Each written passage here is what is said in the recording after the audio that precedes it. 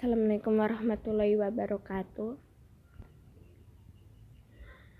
Perkenalkan, nama saya Anggita Daryanti.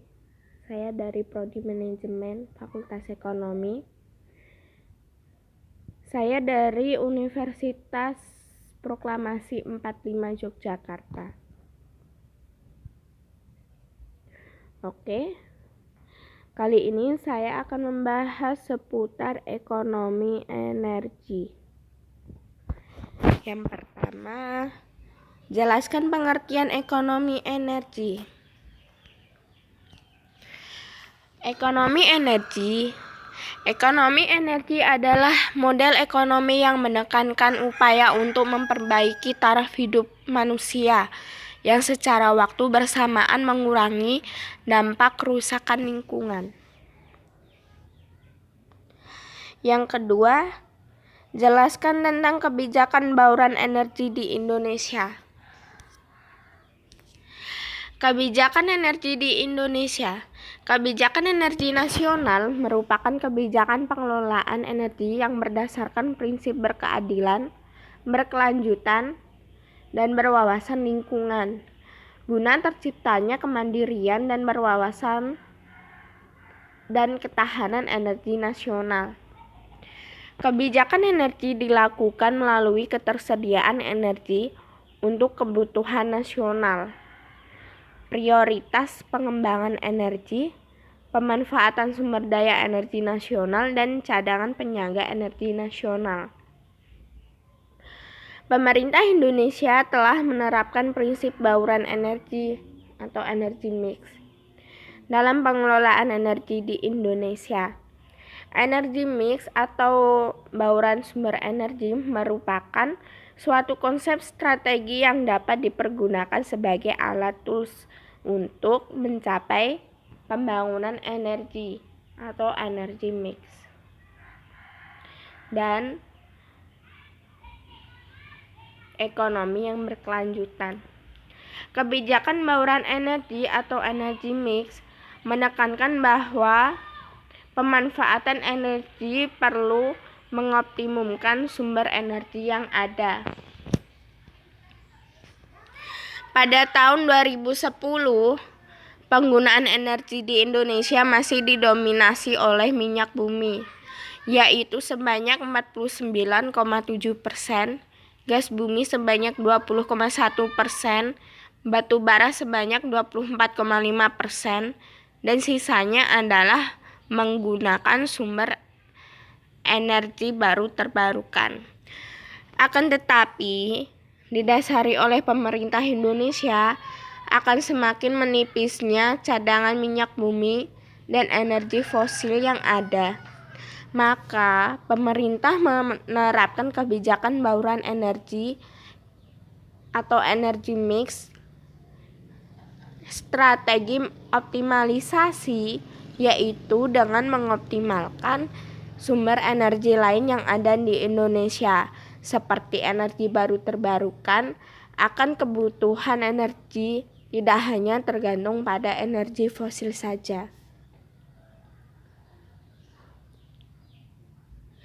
Skenario bauran energi yang akan dicapai pada tahun 2025 adalah menggunakan minyak bumi sebesar 23,7%, gas bumi sebesar 19,7%, batu bara sebesar 30,7%, dan sisanya menggunakan energi baru terbarukan sebesar 25,9%.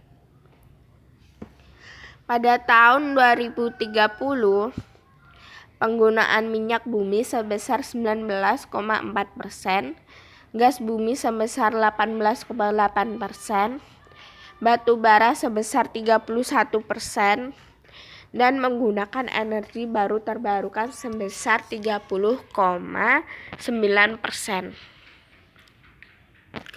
Optimalisasi penggunaan energi baru terbarukan pada tahun 2050 direncanakan meningkat daripada tahun-tahun sebelumnya, yaitu sebesar 39,5%.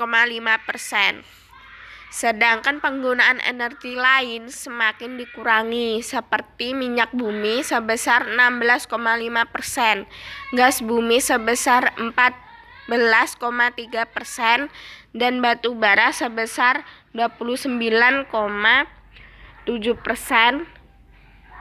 Dalam waktu yang tidak terlalu lama, sebagai bagian dari kebijakan energi mix, sesungguhnya segera bisa direalisasikan untuk membuat ketahanan energi di Indonesia bisa lebih stabil.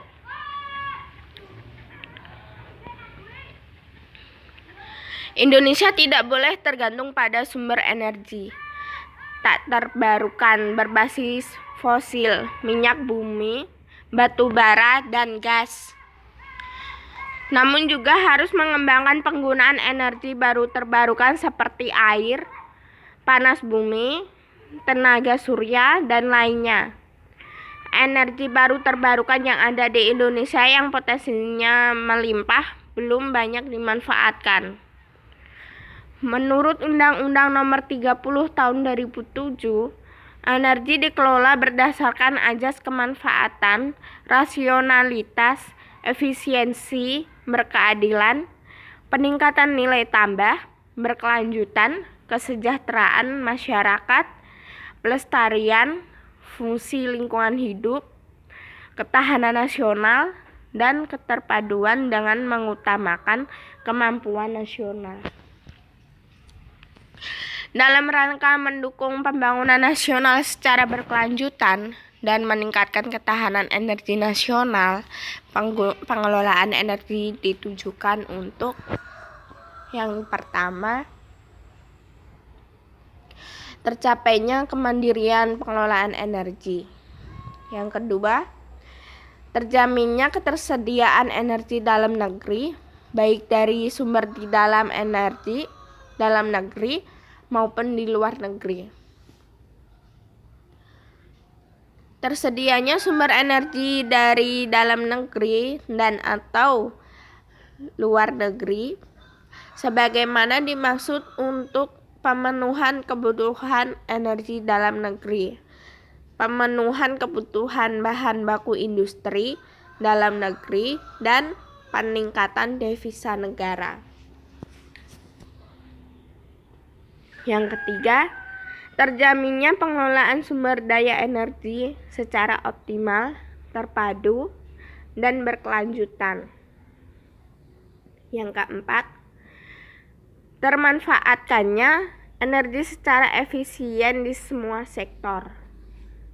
Yang kelima, tercapainya peningkatan akses masyarakat yang tidak mampu dan atau yang tinggal di daerah terpencil terhadap energi untuk mewujudkan kesejahteraan dan kemakmuran rakyat secara adil dan merata dengan cara menyediakan bantuan untuk meningkatkan ketersediaan energi kepada masyarakat tidak mampu dan membangun infrastruktur energi untuk daerah belum berkembang sehingga dapat mengurangi disparitas antar daerah.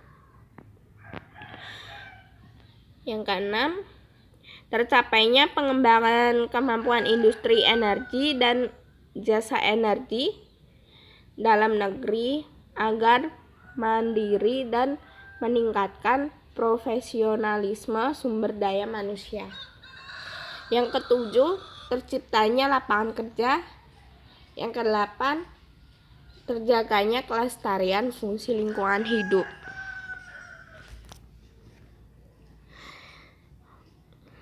Yang soal nomor 3, jelaskan rencana Anda menerapkan ekonomi energi dalam karir kehidupan sehari-hari.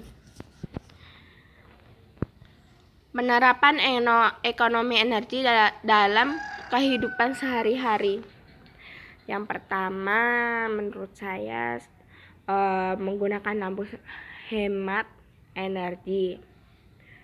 Terus maksudnya kalau misalkan lampunya sudah nggak dipakai lagi ya dimatiin.